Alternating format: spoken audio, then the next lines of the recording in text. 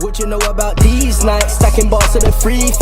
Got my juice on the trees like when it's night, man, I see like no else. Yes, guys, so we're joined back again for another episode of Sideline Stories, episode 18. Now, as we all know, the football season at the moment has been temporarily paused. And that also applies for our academy scholars as well. So for the last, I'm going to say, 3 weeks, our academy scholars have not been trained, have not played any games. So just a little update what's happening with our academy scholars at the moment. So, as I said, for the last 3 weeks, they have been at home. They've been training at home still, though. So they've been doing their home workouts, which you can also see on our Instagram TV page, on our Instagram page. They've been doing their home workouts, going out for their road runs, and also going to the local park or at home, just sharpening up on their football skills. So that's what they've been doing at the moment. And like most people at the moment as well, they've not been able to do pretty much anything just because of the whole lockdown situation. So there's been no training and no matches. So our last match against Lewisham College, which we won, obviously, which was on our last game episode. So was obviously the last game they played in. And hopefully we can resume our league very soon after this coronavirus epidemic has ended. And we can hopefully claim our first league title for the football academy and for this football club. So yeah, even though the boys have been at home training and doing their bits at home, they've still been carrying on their education. So for those of you that don't know, our boys are all enrolled into either a BTEC level 2 or level 3 sports program, or they're either enrolled onto a traineeship program. So throughout the school year from September to July, just like you would in a normal college or sixth form, they also have to undertake education. So they've been doing their BTECs, all their traineeship work from home. So a lot of them have been doing their stuff via a Zoom call with our tutor, or having to do some work via email and send it into our tutor to make sure they're still on track to finish this school year, as some of it's their final or first school year for their BTEC course. At the moment, it's all going great for them. They're enjoying, well, not enjoying, but they're like being at home, not having to travel to college. I think the most frustrating part for them is not being able to play any football. Now, our boys as well, which our tutors have set them, so they've had to participate in some tasks, some fitness tasks, which they have to run 10k or as many miles as they can in a set time. We're going to try and see what academy scholar could run the most in a set time. Now, from the conversation I had yesterday and what I know so far, Amadou, our superstar, managed to run 5k in 30 minutes, which is a very good time. So we're going to try and see who can beat that time as well.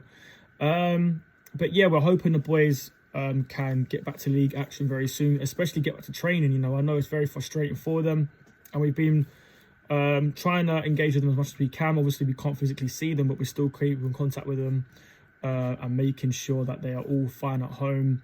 And most importantly, keeping sharp still, because we want them to not lose that sharpness they've spent this whole season getting. So as soon as the league season resumes, we can go back to league action. Now, we are hoping, we haven't had anything from the league yet, even though some other leagues have cancelled, but we're hoping that our league does still continue, because a few leagues have decided to cancel their call it null and void, and we'll touch base on that a little bit later. But we're hoping we can still go back to our league action and, like I said, claim our first league title. It's our first league season as a football academy. We've come a long way. We've come from having our first trial literally this time last year to now having a sponsorship deal with Puma and sitting top of the league, and we're heading in a really good direction, and we've got other things happening as well with the football club. What else I've got to touch base on now? The new scholars. So yeah, how can I forget about them? So yeah, we've got our trials we've done in December and January. So we have our new scholars that are ready to go for next season. Now, we was meant to hold a trial in Easter, which is next week. Now, obviously, because of the whole epidemic and what's happening, we're unable to do that right now.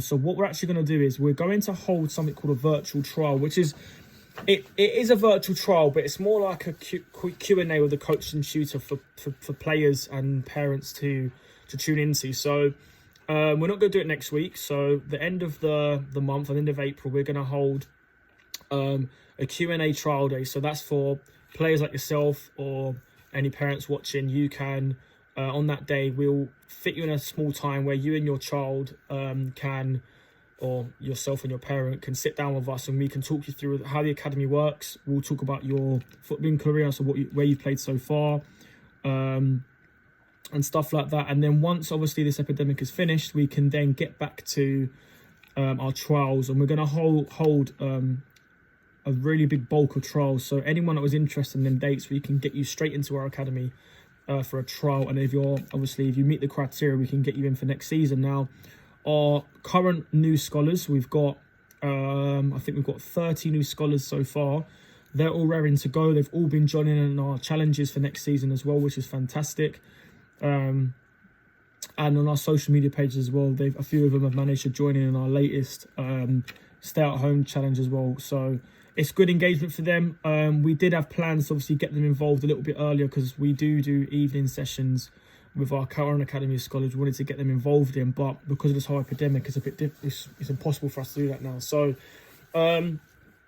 we will get through this. Obviously, it's frustrating for our current scholars. It's frustrating for our new scholars, just in regards to them being more involved around us. It's frustrating for anyone who wants to trial for our academy. But most importantly as well, even not even most importantly, but also it's frustrating for myself and John, because we can't really plan.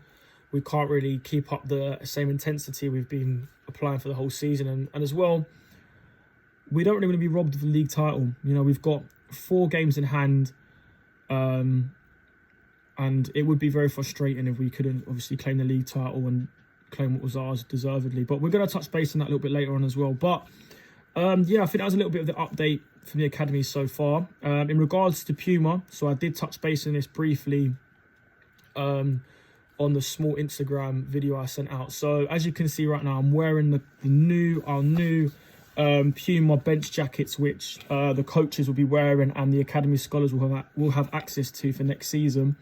Now, we've been putting out a few little teasers on Instagram just to get some responses, but we was this month planning to do a big Puma kit launch for our home and away kit and our training wear for next season. It was going to be it's a massive kit launch, which we had planned. Now, just because of this whole coronavirus, we haven't been able to do that this month, obviously. So we're going to have to do things a bit differently. We have to evolve. We're going to have to be very versatile with our approach to this. So what we're going to do is we're still going to receive the kits as usual, the training wear, but we're going to try and add light to the situation we're currently in now, and try to do the kit launch around it, or we may delay the kit launch. But the new kits are in.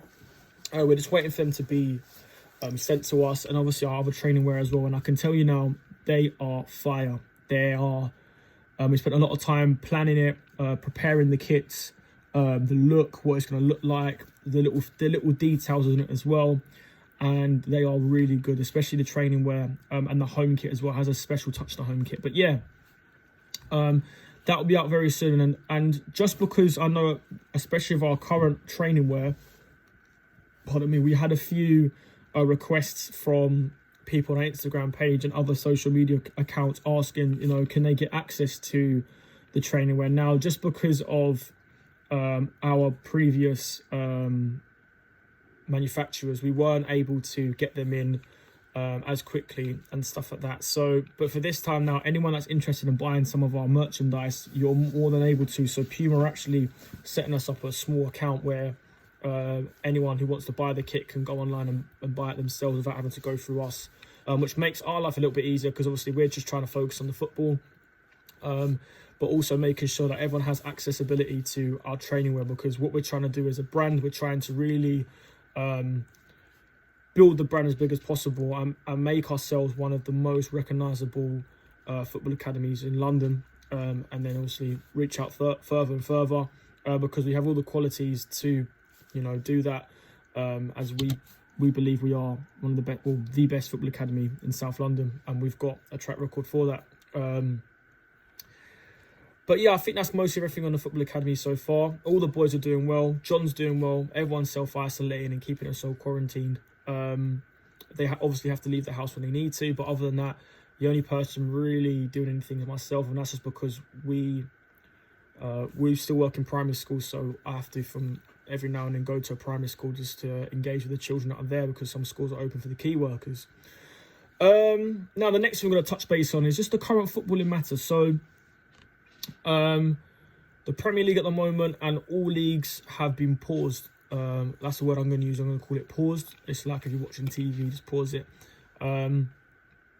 Now, for myself as a football fan, it feels very weird not having football on a Saturday or a Sunday, because, you know, I like watching Sunday football as well. It feels a bit weird not being able to watch any of that. So I would like the football season to resume as quick as possible. But I'm reading reports. I'm even reading a report earlier about, you know, the football season having to either be null and void, be cancelled, or having this football season resuming, I just saw today, in July, August. Now, as a football fan, I would, and as most people would want as well, would want the season to resume. Now, I'm hoping that this coronavirus epidemic, it does, you know, end as soon as possible. It doesn't stretch out as long as many fear, just so that we can try and, you know, get the football season back to normal as quick as possible, and then we can finish the season and start next season as normal as possible. But as we are playing the life day by day, we don't know what's happening the next day. We don't know what really can happen. So yeah, we just wanna make sure that the season restarts. You know, restarts, and we can finish the season, because there's loads of teams in different leagues, from Premier League down to National League at the moment, who are either in contention to win the league, contention to get promoted, or, you know, can get relegated or around that zone. So we need to have some clarification of what's actually going to happen. Now, if we use the Premier League, for example, Liverpool are 22 points clear in the league, so I think they're 2 games off of actually winning it. So, argument's sake, you know, they should win it. They probably are going to win it. But it also goes down to little things in regards to who finishes top 4, because I think Chelsea are only a few points of 5th place, and the relegation zone as well, because it's very tight down there. And it also goes down to the other leagues as well. You know, we have Leeds, who are top of the Championship. Should they be denied promotion, the same with other teams in promotion in the playoff zones, and the teams also get relegated in all the leagues, and that applies to all the leagues as well. So we need to make sure the season is finished, just so that everything's done fairly. And it also goes down to money as well. So wherever you finish in your league is how much money you get. Now, our club should not be deprived of the money they could have been owned, you know, because of this epidemic. So I feel like the league should pause and be held off as long as possible, and resume once the epidemic's finished. We have to adjust anyway for the FIFA the World Cup in 2022. So yeah, we might as well just start that process now, and, you know, resume football, and maybe delay next season and have it, you know, the 2021 season played just in 2021 instead of having it over 2 years split. And obviously as well, we do have the other option, which is to cancel the leagues and make them null and void, or, you know, as Belgium have done, they've cancelled their league but handed Club Brugge the league title. Now, as I said a second ago, in the Premier League that works perfectly fine, because, you know, Liverpool deservedly should win the Premier League. They're 20-something points clear. But how does that work for a team like Sheffield United or Wolves, who are only a few points off Champions League spots? The teams in relegation zone, how does that work for them? Because it's very tight down there. And it also, especially for the lower league clubs, how does it affect them? Because you've got teams like Leeds, Leicester, I'm not talking about, like Leeds. Should they get promoted if this season's been null and void? Or can the teams in the playoffs, how can they be working so hard to not even have the option to be able to go up?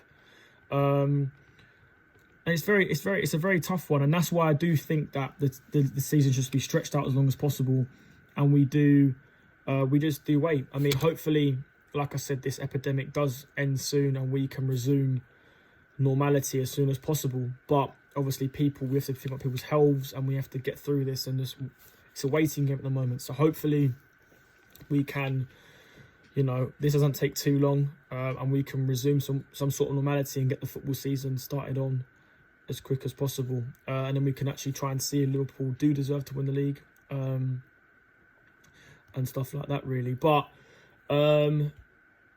yeah, I think, yeah, like I said, my current thoughts is that we resume the season as soon as possible, and we delay next season if need be.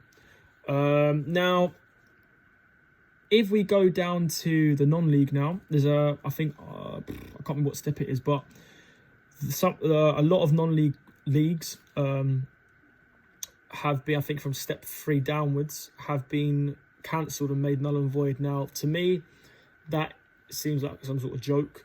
I don't understand how that even works, because there are teams that had won their league already. There was a team that went their whole season unbeaten. Now, how can you go your whole season unbeaten? You've won your league, you've gained promotion weeks ago, but you're now being told that your season is null and void, and you basically what you've done was useless. Now, I think that's ridiculous. I think them leagues there, or the FA, have reacted really badly to that, and they should have waited, like they have done with the Premier League and even the National League. That's still not been closed yet. So I do think that they've made a real rash decision on that one, and they've made a big mistake. Now, they should have waited. I mean, it doesn't make any sense that teams are being denied promotion when they've already been promoted. If a team's been promoted like 4 or 5 weeks ago, how can you then say to them, oh, actually, you can't be promoted now? Doesn't make any sense. They shouldn't have done it, and they should have waited at least, another month, and then made the decision then, because hopefully by then we would have some better improvements in this coronavirus outbreak at the moment. So I feel like they made a bad decision, and my thoughts just go to them clubs that have worked hard so far, got themselves in a good position, and have been denied promotion, or being denied any hope of promotion. In regards to the team's relegation zone, you guys just got to, in them sort of leagues anyway, have just been given a lucky ticket. You've been able to keep your league status, and for next season, you just got to make sure you don't stay in there and you get out of it. Otherwise, there'll be nothing to save you this time. But yeah, I think that's rant over. I'm just hoping it doesn't happen to our league. And like I said, we've got our league is still, not being cancelled. So hopefully after this we can get things back to normal, and especially with our new Sunday League team as well. We were meant to have a meeting with the board of the Orpington Bromley Sunday Football League a few weeks back, but it got postponed because of the FA's postponement on all grassroots football. So we just want to know where we stand, what league we're in for next season, just so we can prepare ourselves as well in terms of players and other stuff as well. But the most important thing about this was, as well, in regards to, obviously, football is a major part in all of our lives, my life especially. But the most important thing in all of this is making sure we're staying safe. The NHS are working really hard every day to ensure that as many people that have been that have got coronavirus, can come through this. There's been a lot of tragedies through this. A lot of people have lost their lives. A lot of families have been ruined, and a lot of lives have been ruined. All of our lives at the moment have had to change. So I'm just hoping that we can all get through this, and we just all stay patient. We stick to the guidelines. We listen to what we're meant to be doing. We only really go out if we need to be. So if you work from home, please stay at home and work. If you don't like that, don't be outside unless you're having your hours. Exercise, or you need to go shopping or get any medication. Please stay inside. Avoid the spread of anything, because you may have it but not have the symptoms of it, and you could pass it on to somebody. So please make sure that you're self-isolating, you're keeping yourself in lockdown, just staying strict to it. I know it's tough for everyone. It's tough for myself as an active person. I like to be out a lot. Luckily, well, not luckily, but as I work in a school, I could be classed as a key worker, and especially a few of my staff as well who work in primary schools. Not all of my schools are open, but we are essentially key workers looking after the NHS children, or anyone else that key workers' children. So we are out making sure that the children are engaged throughout the day, and ensuring that the key workers, the most important ones, the NHS workers, can save lives. So yeah, my message I just want to end with is just make sure, guys, that you're staying safe, you're staying at home, you're protecting the NHS, and yeah, with all of that, we can save lives. So please stay safe, and yeah, keep up to date on our Instagram. Please make sure you like and subscribe to this YouTube channel, and yeah, more updates coming soon. What you know about these nights? Stacking bars to the 3-5. Got my juice on the trees like when it's night, man, I see like no else.